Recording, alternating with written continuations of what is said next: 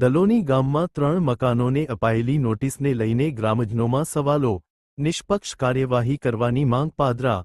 વડોદરા જિલ્લાના પાદરા તાલુકાના દલોની ગામમાં ડેપ્યુટી સરપંચ દ્વારા 3 મકાનધારકોને નડતરરૂપ હોવાના કારણસર નોટિસ આપવામાં આવતા ગામમાં ચર્ચા શરૂ થઈ છે. ગ્રામજનોનો આક્ષેપ છે કે જો સરકારી જમીન અથવા રસ્તા પર દબાણ થયું હોય તો કાર્યવાહી માત્ર 3 મકાનો પૂરતી જ કેમ મર્યાદિત રાખવામાં આવી અને સમગ્ર ગામમાં સમાન ધોરણે કાર્યવાહી કેમ કરવામાં આવી નથી.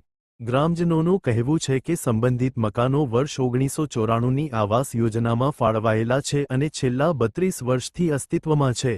આ દરમિયાન અગાઉ ક્યારેય આ મકાનોને નડતરરૂપ ગણાવવામાં આવ્યા નહોતા. હવે અચાનક માત્ર 3 પરિવારોને નોટિસ અપાતા અનેક પ્રશ્નો ઊભા થયા છે. સ્થાનિકોનો વધુ આક્ષેપ છે કે કોઈ સત્તાવાર માપણી અથવા સર્વે કર્યા વિના કાર્યવાહી કરવામાં આવી હોવાનું જણાય છે. જો ગામમાં ખરેખર દબાણ હોય તો સમગ્ર ગામમાં નિષ્પક્ષ માપણી કરાવી એકસરખા નિયમો હેઠળ તમામ સામે કાર્યવાહી કરવામાં આવે તેવી માંગ ઉઠી રહી છે. હવે ગ્રામ પંચાયત અને સંબંધિત અધિકારીઓ આ મુદ્દે શું સ્પષ્ટતા કરે છે અને આગળ શું કાર્યવાહી કરે છે તેના પર સૌની નજર છે. આજે આવાસની આ વેડી આલેલી છે અમને, તો એ લોકો એવું કહે છે કે અમે વધારે જગ્યામાં બાંધેલી છે. હવે આપણા જો આ ડીપી આવી ગયેલી છે તો અમે કઈ જીવને જોખમમાં નાખીને અમે વધારે બાંધેલું છે. આ જેટલી છે આટલી જગ્યા છે તે પણ એમને નડે છે ને એ લોકો અમને નોટિસ ચાલે છે કે આ વેડી તમારે તોડ નાખવાની. અમે આ ડીપી આવી ગયેલી છે, અમે નહીં ઉપર બાંધેલું કમ્પ્લેટ જ છે અને આ સરકારી કહેવા માગે છે.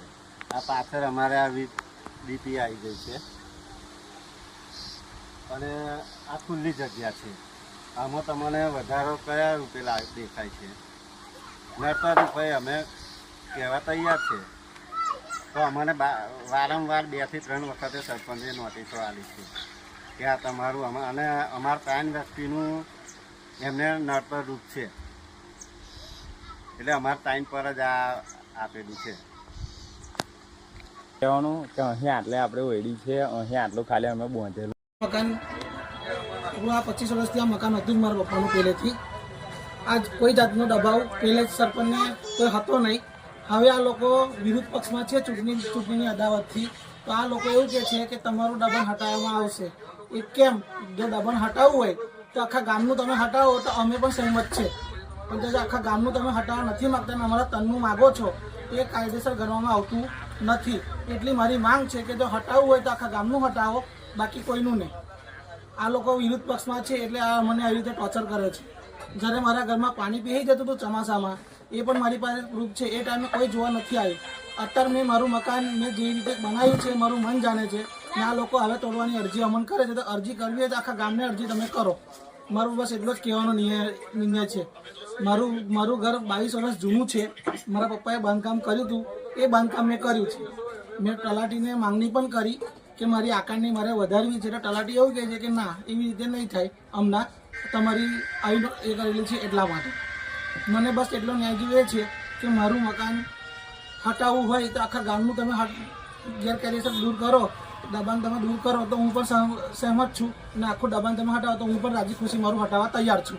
બસ એટલી માંગણી છે મારી.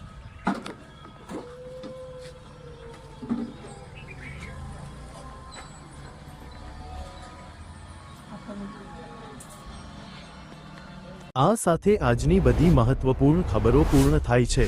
તમે જોઈ રહ્યા હતા બરોડા આજતક લાઈવ, વિશ્વાસપાત્ર સમાચારનો વિશ્વસનીય સ્ત્રોત. હું છું રવિન્દ્ર. આપ સૌનો દિલથી આભાર.